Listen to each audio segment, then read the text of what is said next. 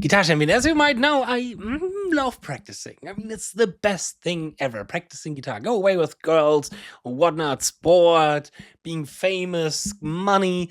I don't care. I just want to practice my scales. And today I have discovered a really interesting new approach on practicing that I, of course, immediately wanted to share with the best shred guitar community out there, which are my viewers and my followers. So yeah, welcome to today's video. Here we go.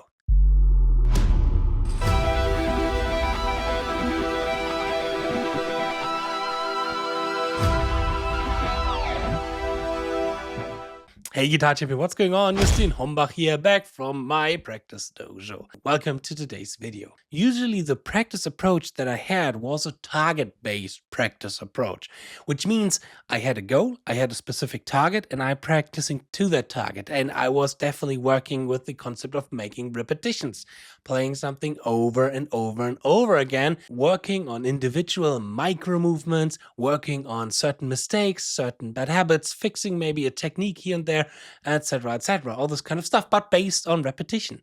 Now I came across a practice approach which is called differential practicing, and I thought this is quite interesting, so I started to include that into my practice routine as well. Well, I mean with including taking, like, for example, one day where I try to practice a specific lick in this kind of approach and method, not doing all the days. The rest of the week is still more based on repetition, but one day I take my time for this differential practice approach. And if you want to learn more about my practice plan and my practice routine, then just click here and watch the video that I once made for this YouTube channel here. Of course, after you've subscribed. I came across this approach because of the Discord community that my podcast Let's Talk Guitar has. It's the biggest guitar podcast in the German language, and there we have a really alive community where we are sharing ideas and thoughts. One guy from that community approached me with that method that was based on sports, of course.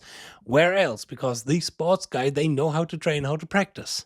So I made a little bit of research about that concept because it immediately got my attention. And then I saw that two German musicians from the music university in Dresden, the 𝗗𝙗𝙦 von Weber University, was actually working on that approach for a while now. So as I've mentioned, my routine up to that point was based on repetition. But here now we are breaking this up, and the one rule that we have in this kind of routine is to play the lick that you're practicing every time different when you are playing it, so that there won't be any form of repetition. Now, on a mechanical level, I set myself a little additional rule that, for example, when I say I'm practicing it with a lick that I'm going to show later in this video, when I'm going to do a little bit of demonstration, that I don't change the specific technique and motion in my right and left hand. So I don't change the fingering, and I don't change the alternate pick and the pick slant directions. But there are other parameters that we can change. And that's the next cool thing, is we can be really creative with a certain lick because of changing parameters. A lot of creativity is just based on taking a parameter, analyzing that parameter, and changing it. And there are tons of parameters that we can change. We can change tempo, we can change subdivisions, we can change dynamics, we can change groupings, we can change chunkings, all these kind of things. And so that you get better understanding of what I mean, I will demonstrate that to you really quickly. So the lick that I use now to demonstrate this is one of my favorite licks to work on picking and on left-hand stuff, which is just basically playing a scale ascending. Something that I'm working on for years now, because it is also for the right hand a quite difficult lick. And so now let's take a few parameters and to work with that. The first that I've mentioned was tempo, where I just increase or decrease the tempo without a click, just by feel, but doing this again with that one rule in your mind to change it every time when we are playing that lick again. So for example, you can start slow. And it doesn't matter how wrong or how good or how bad that lick was in that moment, we are going to change the parameter. Because now, for example, I did a mistake on the A string there, the hand synchronization was a little bit off. So usually I would sit down and would check to play it again to have it correct, but no, the rule is, even though that I made a mistake here, I still switch it up. I still will get faster. And faster. And faster. And faster. try to doing it even faster. And then going slower again.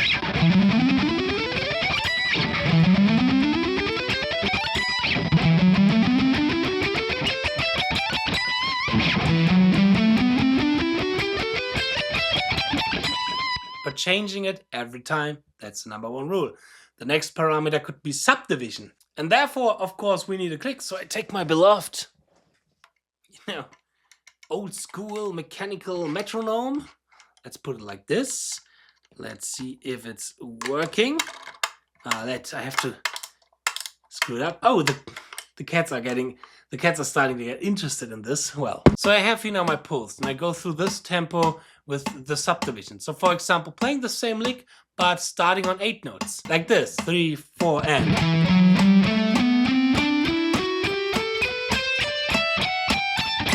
Playing triplets. 60 notes. Maybe quarter notes, 4.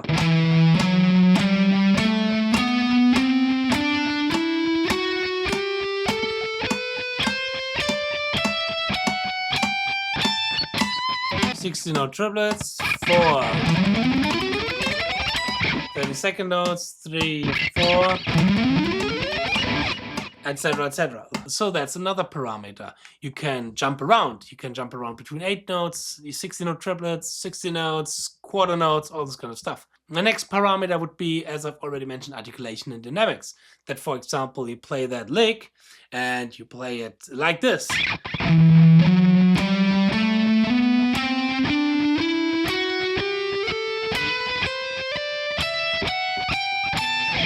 Every 3rd note now was articulated. Now let's say, for example, every 2nd note on a string is articulated.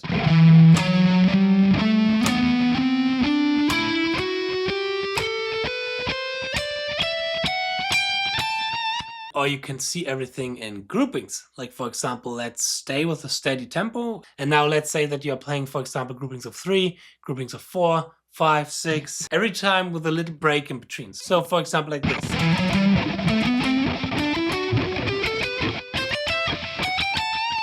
Or like, let's say 4.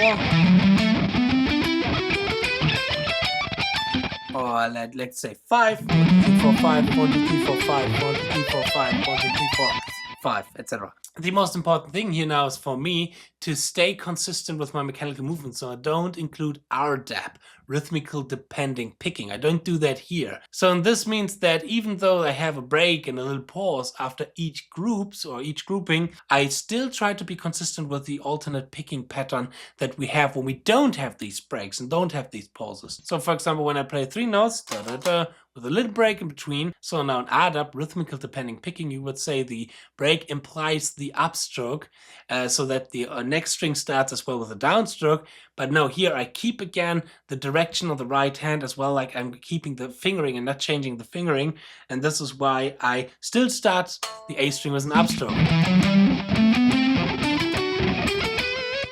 By the way, this great guitar that I'm playing here is the so-called Ibanez RG565, an incredible shred machine. And if you want to have more information about this beast, then destroy your metronome and check the link in the description box. Okay, what kind of parameters do we have as well? For example, we can do chunks a little bit. So we're taking one section, like this one here, and playing it first slow, then fast. Slow, even slower, maybe even faster. So you see there are a lot of ways how we can mix up a little bit that lick and how we can play around with that lick. And what kind of ways do you have in your mind? What kind of parameters could we also change? Please feel free to write it down in the comments and to share it with everybody from this community. The philosophy behind this approach is that whenever we are playing a lick, it's basically never the same way or never the same lick that we are playing.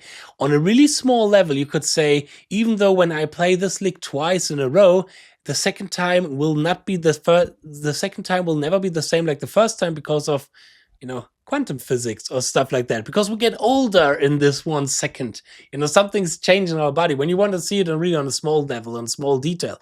But on a bigger detail, on a bigger picture, you could say, okay, when you're playing live, whoever have been on tour knows that experience of playing every day in a different location, that something has changed a little bit. I mean, even though with nowadays kind of digital amps and all this kind of stuff, we can get a little bit more closer to consistency, but still some things has changed. So to get prepared for this kind of problem, this scenario, we can work on our consistency by changing up and mixing up the lick every time when we are playing it, even though that we maybe played it wrong in the first time. But here it's not about fixing the problem immediately, but changing the habit of that line, and by creating that different habit, creating different feeling to fix that problem on a more kind of intuitive way. But again, even though that I'm a fan of this method, I would still recommend to do it just only once or twice in a week of your practice routine. Rest still should be focused on repetition and on solving problems. So I definitely will try to gain more experience with this kind of method,